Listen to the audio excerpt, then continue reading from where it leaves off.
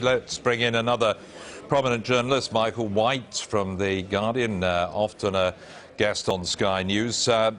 Michael, it's certainly The Guardian has been chasing this story, has been investigating it for months, if not years now. In a way, the fruition of another form of investigative journalism has helped to bring this about. How do you feel about it, though, seeing at the end of it a great old newspaper going down?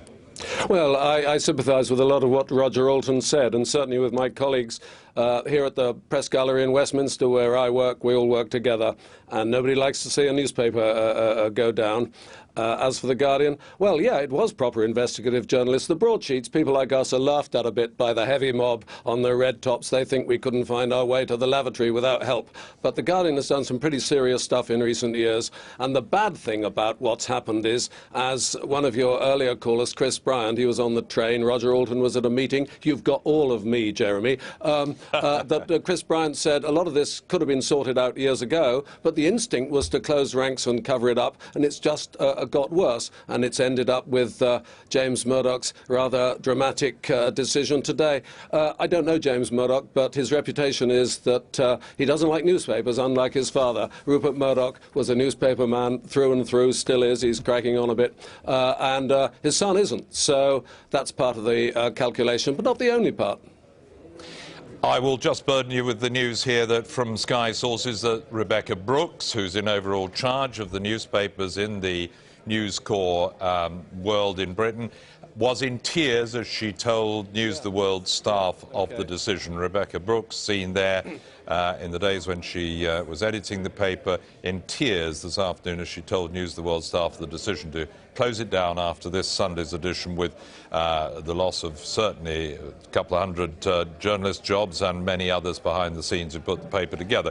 Michael White from The Guardian, is this going to do the trick? Is this what those who have been so critical wanted to see? Does it bring an end in any way to this whole affair of phone hacking?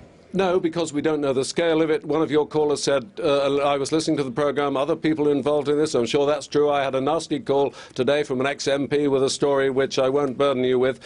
You know, we in the press, we put the MPs in the dock sometimes, and we put footballers and everybody else. It's our turn to be in the dock, and it's not going to be very comfortable. I have to say, I suspect some of the people at the back in the News of the World newsroom this afternoon might have thought it would be better if Mr. Murdoch had closed down Mrs. Brooks rather than close down his newspaper.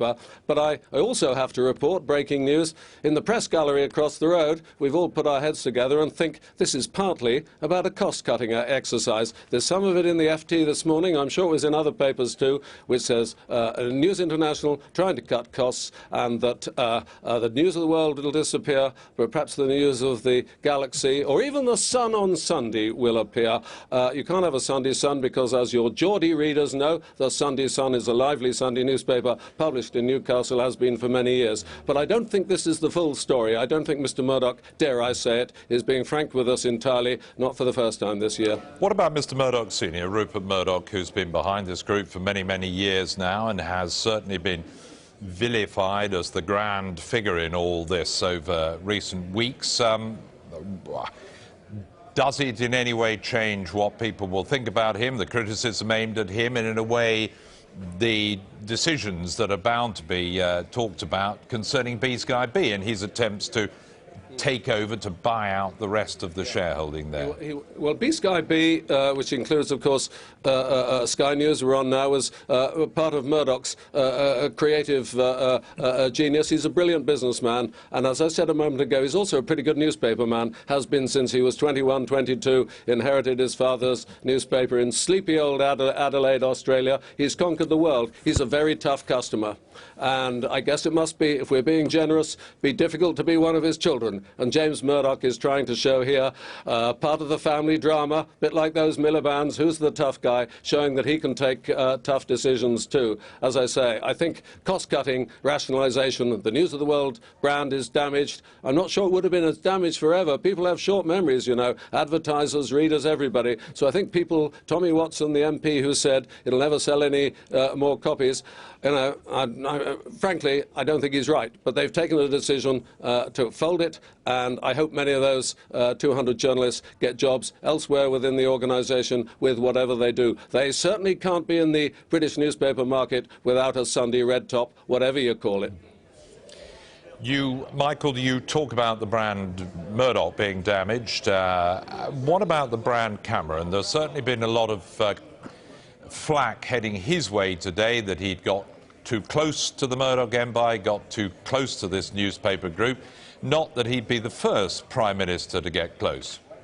No, that's certainly true.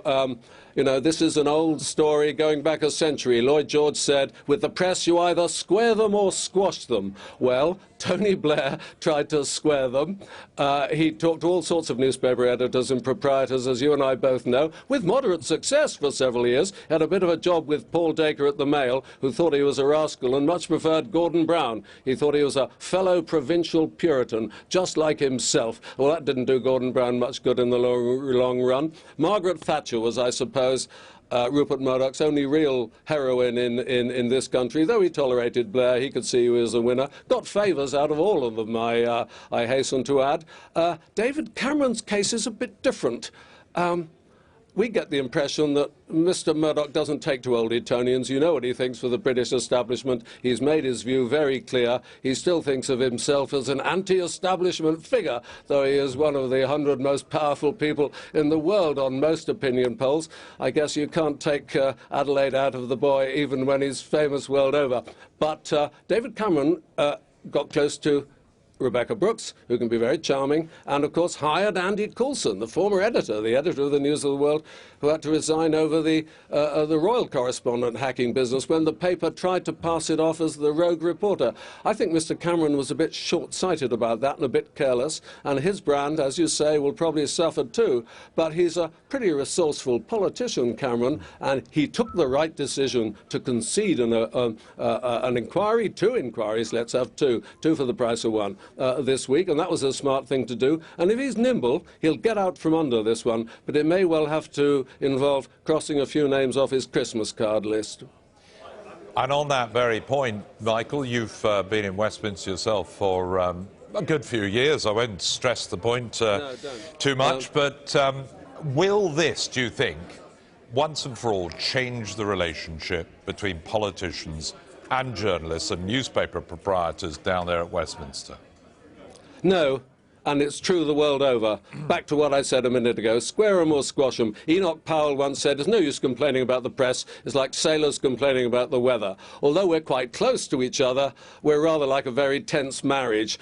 We do bad things to each other, we quarrel, we fall out, we attack each other, we get people sacked, they occasionally get us sacked.